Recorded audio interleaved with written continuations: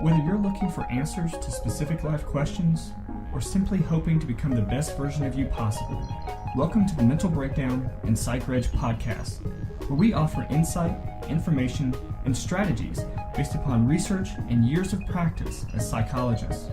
So sit back, have a listen, and get connected with our hosts, Dr. Berney and Dr. Richard Marshall. Today we're going to talk about fears and anxieties and an interesting approach that this author talks about in overcoming some of those. Right. We talked about this last week. Yeah. And the week before. We've talked about it a number of times, yeah. In a number of other podcasts. And then we encounter this 6 ways to feel less anxious. We talked earlier this week about I know my triggers, now what? Right. Okay. And this would come under the broad heading of now what? Right. You know, here are 6 very practical steps you can take to deal with your triggers. You know your triggers, but now what do you do about it? Right. These are some of the things you might consider doing about it. Yeah. This author, he presents it over the course of 2 articles, and so both of them are linked in the show notes. And he has this recurring theme of look. Right. And so as we go through these 6, that's, look around, look ahead, look up. So it's these different ways to sort of look at your environment, look within, look without, look up, look around, and see what's going on to help evaluate and hopefully relieve some of your anxiety. Right. This is, I was glad to see that he presented the other 3 in the first part 1. He presented the first 3, and I thought, oh, well, when are the second 3 going to come out? And fortunately, they came out a short time after. So we have all 6 to present. But these are practical suggestions that you can use. And tomorrow, in tomorrow's podcast, we're also going to have some practical suggestions that you can use. Right. So stick around for tomorrow. Well, see us tomorrow. Yeah. Not stick around till tomorrow, but don't wait. We're going to be doing other things between now and then. But tomorrow morning, we're going to have another one that has some really good practical suggestions. Right. So let's just dive right in. So number 1, he refers to as look around. Right. And I think that this is a really good one, especially I think for teenagers. Exactly. Because we've talked before about how teenagers sort of have this personal fable where they believe that they are the only ones going through what they're experiencing, and a lot of times we as adults feel that nobody else understands us or anything. And so look around is this encouragement to see that other people are struggling with some things as well. That's right. When we develop these fears or anxieties, and we all do, events occur in our lives, we become very, very focused on ourselves. There's probably some sort of self-survival mechanism at work. But we hear about tunnel vision. When you're frightened, you have tunnel vision, and you don't see the periphery because you're focused on the immediate threat. Right. This is the same thing. We develop sort of a psychological tunnel vision, become very focused on ourselves. And at those times, we forget that most other people are either going through this at the same time, or they've been through it recently, or they're going to go through it shortly. Right. We're not alone, but we always tend to think we are. So look around. Other people are having similar struggles. Absolutely. The second one is look ahead. And again, one of the things that we tend to do is we tend to, maybe part of that same tunnel vision is we look at it from only one perspective, from only one vantage point, and we resist the possibility, I suppose, of other options, of maybe it won't turn out so bad. Maybe it won't be as negative as you think it will be. So look ahead is an encouragement to look and start planning. That's right. and preparing yourself. We talk about it a lot with anticipatory anxiety. Right. If you're really nervous about something that's coming up, a test or something like that, the best thing to do is to plan and to organize yourself so that you're prepared for it when it arrives. That's right. Several weeks ago, we made the comment that depression and anxiety and these sorts of things, they come and go. It's going to diminish. It might last a couple of days, or it might last a couple of weeks, depending on what the circumstances are. But eventually it will subside. Right. So what you have to do is look ahead to, you're going to come out of this. And you have to look ahead to, how do I prevent it? Right. How do I gain control of the circumstances that produced it? So look ahead. You know, again, you said you're going to have this tunnel vision. You're going to be very focused on the immediate. Right. But you have to look around and you have to look ahead. You know, how do I prevent it from occurring another time? Right. Number 3, again, is another one that I really like, and it's fitting for a number of reasons, and it's look up. So we have look around, look ahead, now look up. And looking up is finding a good role model, looking at some other people who have gone through something similar. One of the main places we look for this is in celebrities. Fortunately or unfortunately, I'm not sure which one. It kind of depends sometimes. We tend to look up to professional athletes and celebrities and people who are in who are in front of us a lot.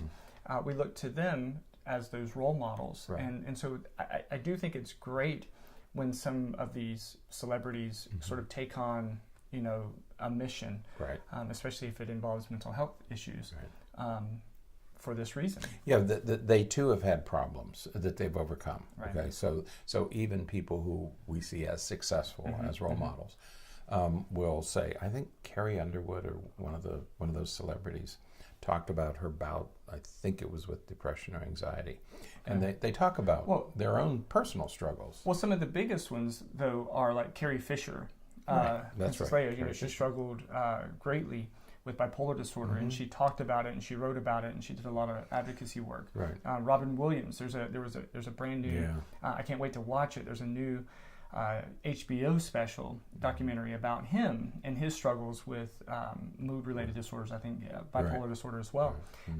And so it's when you look at some of these people and you see some of the struggles that they had, and again it kind of goes back to number 1, which is look around. You see that you're not the only one that goes through some of these things, and a lot of people are able to get through them successfully.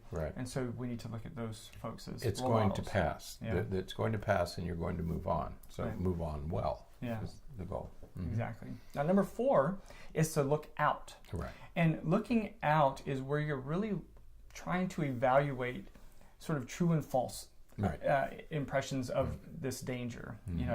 I think it's interesting because we tend to, when we're really anxious, we tend to generalize and globalize and we tend to apply these perspectives to whatever it is that we're anxious about, and sort of assume or convince ourselves that it's always going to be the case, or that it's going to be forever. And look out is again an encouragement to it's not going to be forever. If you don't do well on a test for whatever reason, it's not the end of the world.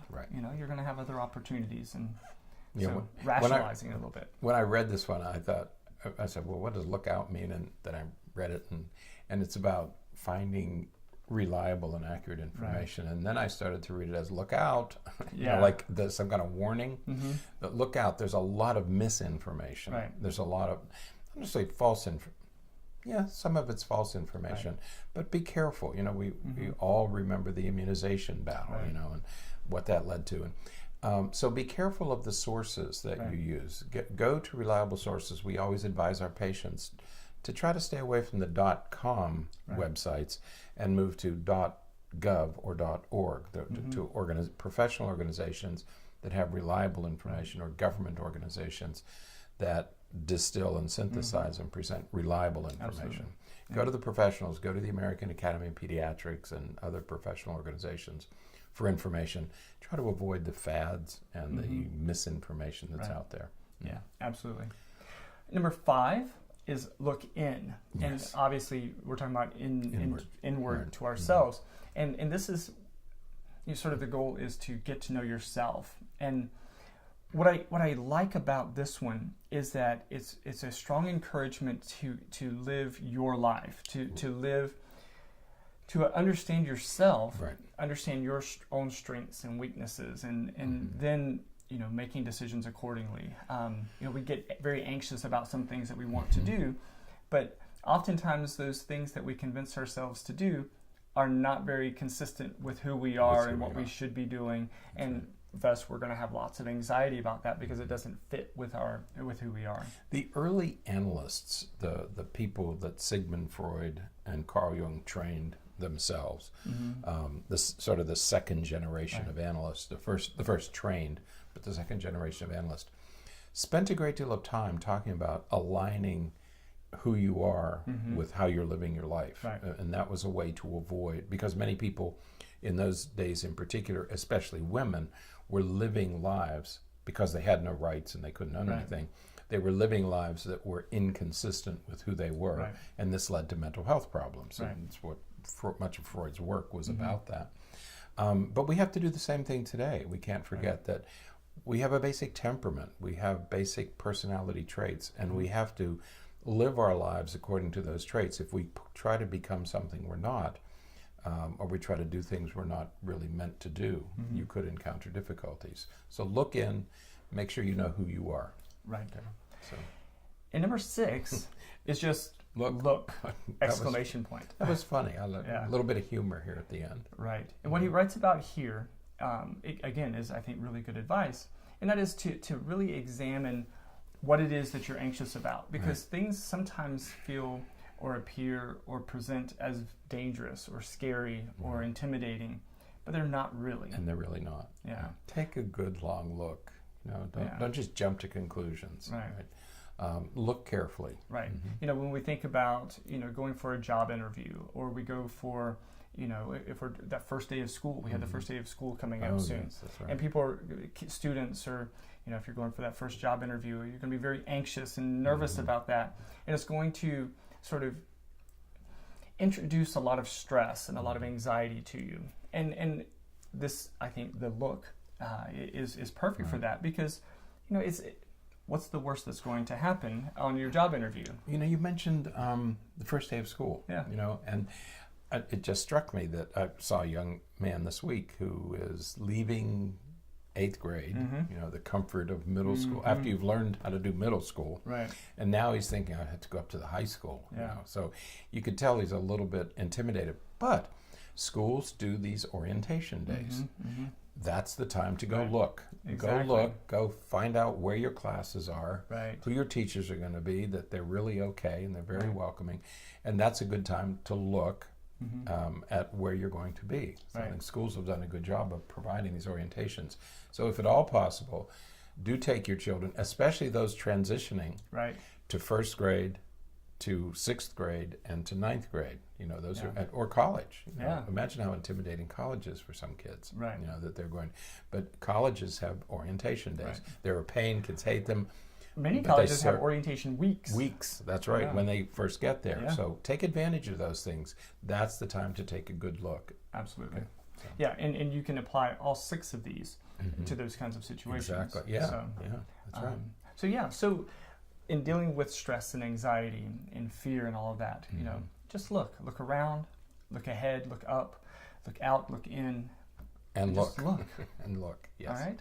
So good advice. Absolutely. I like these. Yeah. So again, the link is in the show notes. These are from a couple of Psychology Today articles. So. Psychology Today, we don't like to just go to one source for everything, but Psychology Today in the last week or so has just had a number of articles that we found particularly relevant and that we found interesting and we wanted to share with you. So absolutely. So, all right. Well, that is it for today. Until next time, stay happy, stay healthy, and forget to be afraid. Thanks for sharing this episode of the Mental Breakdown and Psychreg podcast. Be sure to check out the show notes for links to follow us on Twitter and subscribe to our YouTube channel, where you will find all of our previous podcasts and much more. We would be honored if you would become a patron through patreon.com, where any donation you can manage will go to the development and creation of more content.